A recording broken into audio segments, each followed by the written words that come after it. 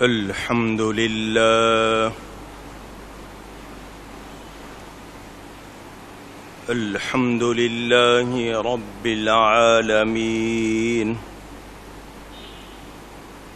والعاقبة للمتقين والصلاة والسلام على رسوله سيد المرسلين رحمة للعالمين شفيع المذنبين سيد الأولين والآخرين سيدنا ومولانا محمد رسول رب العالمين وعلى آله وصحبه أجمعين أما بعد فأعوذ بالله من الشيطان الرجيم بسم الله الرحمن الرحيم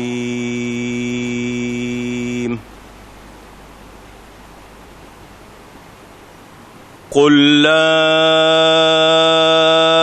أسألكم عليه أجرا إلا المودة في القربى صدق الله العلی العظیم۔ محبت کے ساتھ ایک مرتبہ دروشی پڑھ لیجئے۔ اللہم صلی علی سیدنا و مولانا محمد معدن الجود والکرم وآلہ وصحبہ وبارک وسلم۔ الصلاة والسلام علیک یا رسول اللہ، الصلاة والسلام علیک یا حبیب اللہ، الصلاة والسلام علیک یا رحمة للعالمین وعلى آلک واصحابک یا شفیع المذنبین۔ حمد و صلات کے بعد قرآن کریم کی ایک آیت کے کچھ الفاظ برکت حاصل کرنے کے لیے آپ کے سامنے تلاوت کیے۔ ماہ محرم اور نیا اسلامی سال شروع ہوا ہے۔ اللہ کریم اس کو تمام اہل ایمان کے لیے مبارک فرمائے۔ اسلامی تاریخ میں غور کریں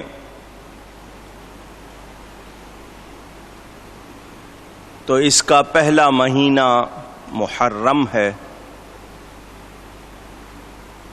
اور آخری مہینہ ذی الحجہ۔ ان دونوں مہینوں کی 10 تاریخ ہمارے سامنے دو عظیم قربانیوں کا منظر پیش کرتی ہے۔ آخری مہینے کی 10 تاریخ کو خلیل اللہ سیدنا ابراہیم علیہ السلام اپنے بیٹے کو قربان کرتے ہیں اللہ کے حکم سے، ان کی قربانی ہے۔ اور ماہ محرم کی 10 تاریخ کو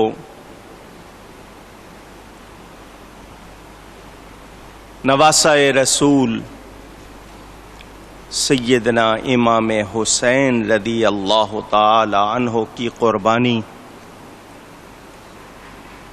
ان دونوں قربانیوں سے جو پیغام ملتا ہے وہ یہ کہ اللہ کی رضا سب سے بڑھ کر ہے اور اس کے لیے ہمارے اندر یہ جذبہ ہونا چاہیے کہ ہم خود کو اور اپنی ہر متاع عزیز جس کو بھی ہم پیارا رکھتے ہیں قربان کرنا پڑے تو ہم پیچھے نہ ہٹیں۔ اگر یہ جذبہ نہیں ہے تو ہم نے اپنے آپ کو دین کو نہیں سمجھا، اور جس کے نزدیک رضا الہی اللہ کی رضا مقدم کے معنی سب سے پہلے نہ ہو، پھر اس نے دین کی روح کو نہیں سمجھا، دین کے پیغام کو نہیں سمجھا۔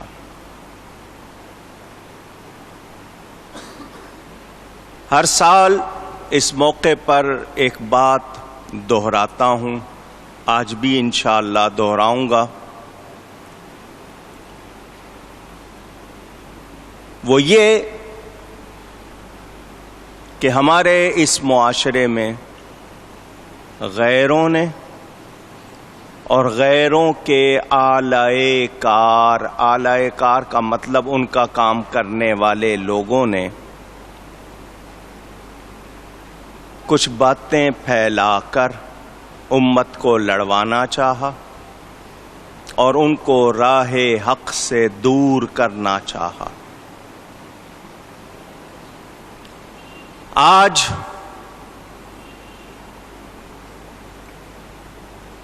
تقریباً 1400 برس گزر جانے پر امام علی مقام کی قربانی کو سلام کرنے کی بجائے، ان کی عظمت و شان کا اعتراف کرنے کی بجائے بحث شروع کر دی۔ یہ کربلا کی جنگ کیوں ہوئی؟ اقتدار کے لیے، کرسی کے لیے، کون صحیح تھا کون نہیں؟ یہ بحثیں شروع ہو گئیں۔ اس بحث کے ساتھ ساتھ کچھ بدبخت لوگوں نے اپنے خب سے باطن اندر کی گندگی کو ظاہر کرنے کے لیے یزید پلید کے بارے میں ایسی باتیں شروع کر دیں کہ لوگ پریشان ہو گئے۔ ان ظالموں نے اس فاسق و فاجر ظالم و جابر کو جنتی کہنا شروع کر دیا۔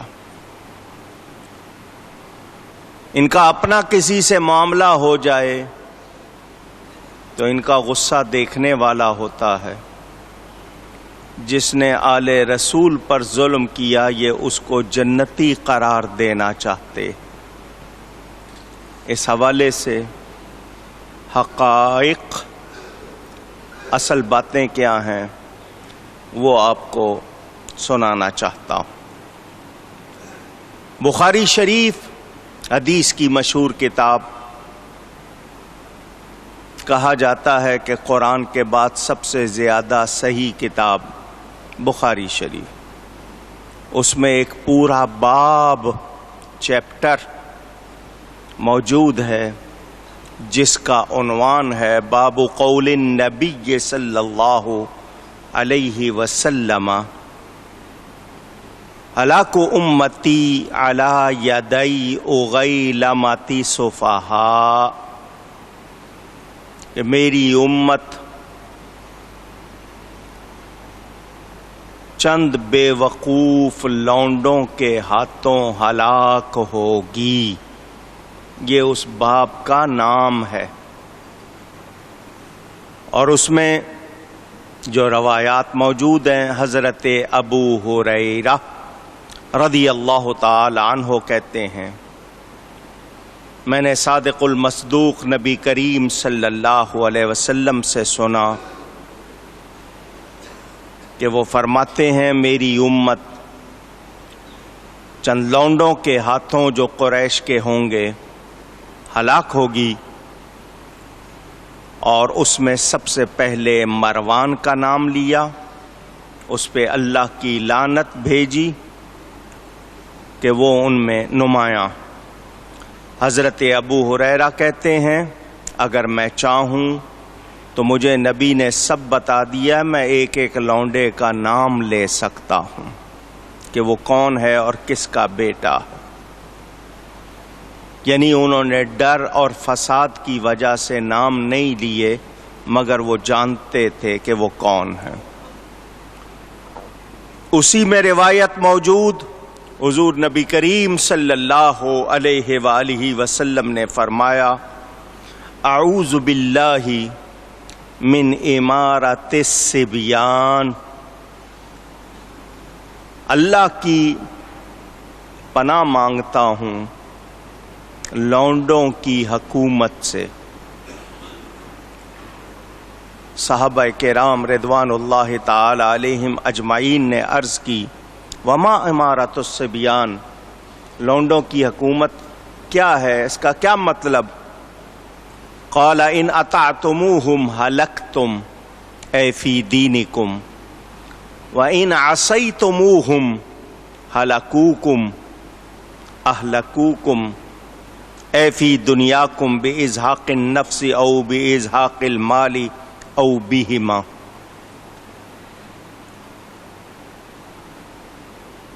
حضور صلی اللہ علیہ وسلم نے فرمایا کم عمر،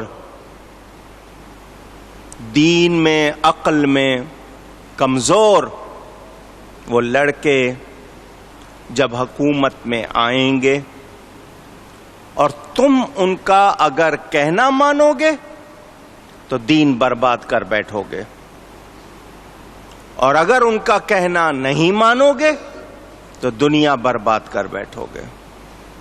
مال اور جان یا دونوں وہ لے کر تمہاری دنیا کو برباد کر دیں گے، ان کا کہنا مانو گے تو وہ تمہارے دین کو برباد کر دیں گے۔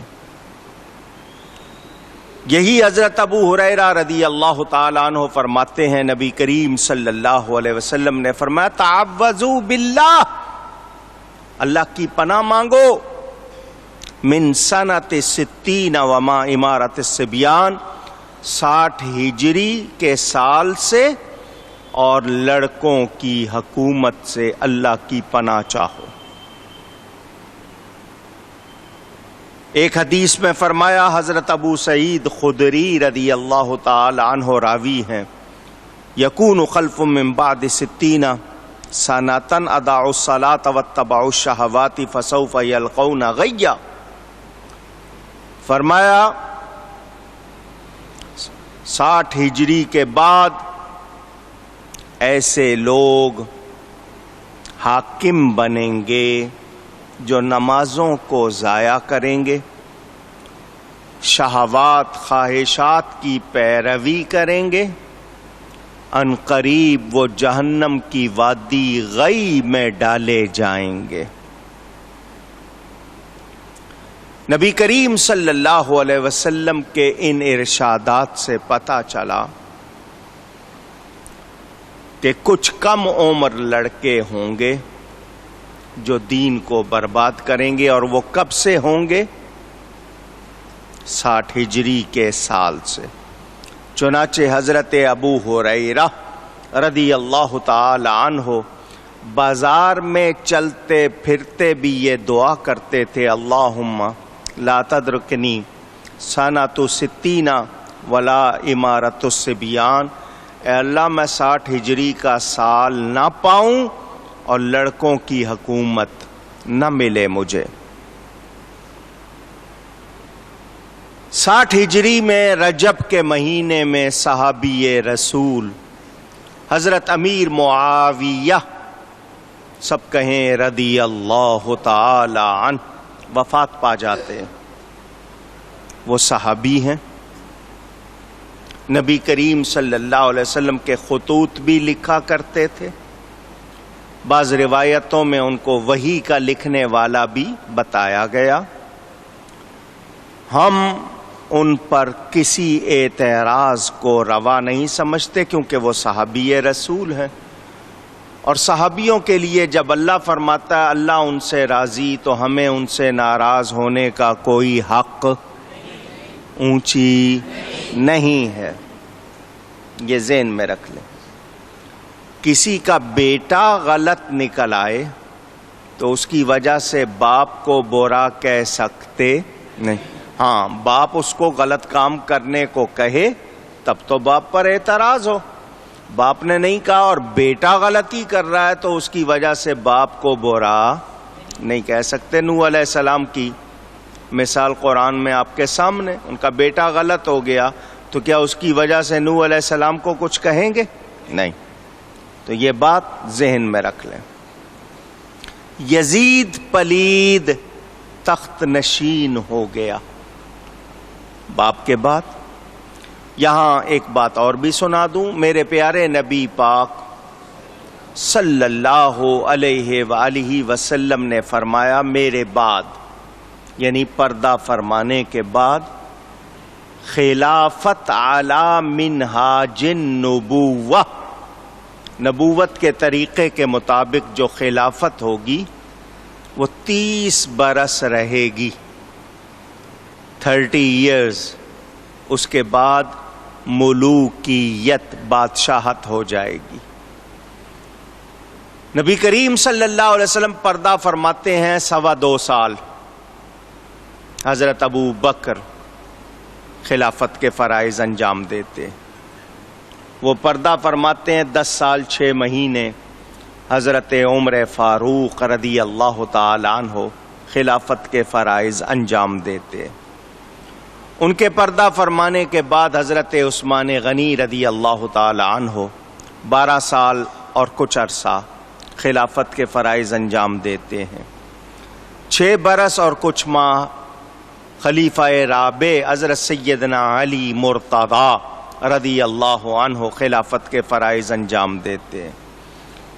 29.5 برس ہو گئے، 6 مہینے باقی رہ گئے۔ 6 ماہ حضرت علی کرم اللہ تعالی وجہ الکریم کے فرزند سیدنا امام حسن خلیفہ رہتے ہیں اور بعد میں وہ خلافت چھوڑ دیتے ہیں، حکومت چھوڑ دیتے ہیں۔ یوں 30 برس پورے ہو گئے۔ امیر معاویہ رضی اللہ تعالی عنہ پہلے ملک، بادشاہ، ملوکیت حضور نے فرمایا تھا وہ ہیں۔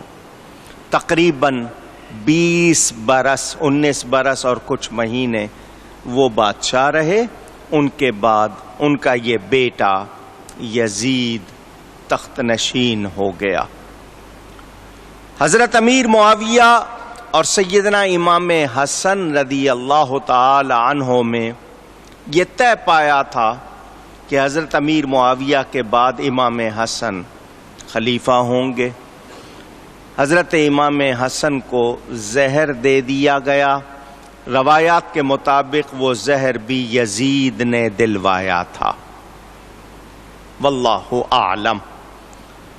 ان کی وفات ہو چکی تھی۔ امیر معاویہ نے اپنے بیٹے یزید کو نامزد کر دیا۔ اس پر کچھ بحث کی جاتی ہے۔ امیر معاویہ کا یہ فیصلہ سیاسی تھا، شریعت سے اس کا کوئی تعلق نہیں۔ سیاسی طور پر انہوں نے یہ فیصلہ کیا تھا۔ ان کے پیش نظر کیا باتیں تھیں، تفصیل پڑھنی ہو تو میرے والد صاحب قبلہ رحمت اللہ تعالی علیہ کی کتاب امام پاک اور یزید پلید دیکھ لیجئے گا۔ اس یزید کو اس کے والد حضرت امیر معاویہ نے یہ وصیت کی تھی، تاکید کی تھی کہ عراق والے خاص طور پر اور حجاز والے، حجاز مکہ مکرمہ اور مدینہ منورہ کے علاقے کو کہا جاتا تھا، عراق آج بھی موجود ہے، یہ تیرے مقابلے پر نواسہ رسول سیدنا امام حسین کو لائیں گے۔ حجاز والوں میں سے عبداللہ بن زبیر اور عبداللہ ابن عمر، اور روایتوں میں عبداللہ ابن عباس رضی اللہ تعالی عنہم، ان کو لایا جائے گا۔ نواسہ رسول کا معاملہ آئے تو ان کا ادب کرنا، احتیاط کرنا۔ وہ تاکید کر کے گئے، مگر اس نے حکومت پر اپنا قبضہ پاتے ہی ان باتوں کو بھلا دیا۔ اس نے پیغام بھیجا مدینہ منورہ میں جو اس وقت حاکم تھے